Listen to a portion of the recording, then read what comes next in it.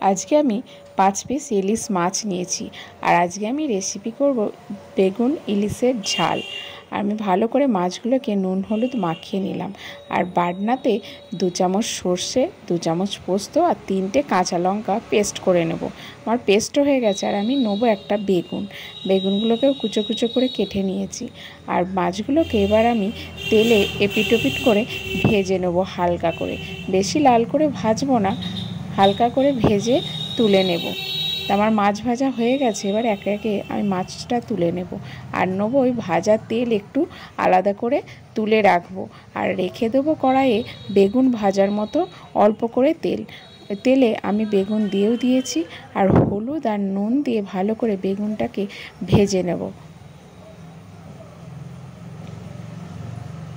আমার বেগুন ভাজা হয়ে গেছে। এবার আমি বেগুনটাকে তুলে রাখবো আর ওই ভাজা তেলের একটু কড়াইয়ে দিয়ে দেবো আর ফোড়ন দেব 5 ফোড়ন আর 2টো কাঁচা লঙ্কা।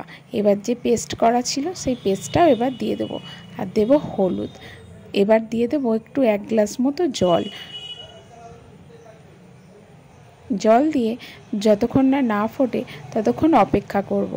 আমার ঝোলটা ফুটে গেছে। এবার আমি ভাজা মাছগুলো একে একে দিয়ে দেব।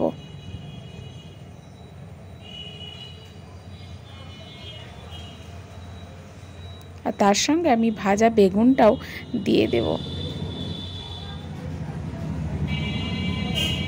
ভালো করে নাড়াচাড়া করে আমি কিছুক্ষণের জন্য মাছটাকে চাপা দেবো। গ্যাসটা এই সময় লো ফ্লেমেতে রেখে দেব। তারপরে আবার চাপা খুলে মাছটাকে এপিট থেকে ওপিট করে একটু রেখে দেবো। আর যে ভাজা মাছের তেলটা রেখেছিলাম এই সময় দিয়ে দেব। আবার একটু ভালো করে ফুটিয়ে নিয়ে আমার মাছের রেসিপি রেডি হয়ে গেছে।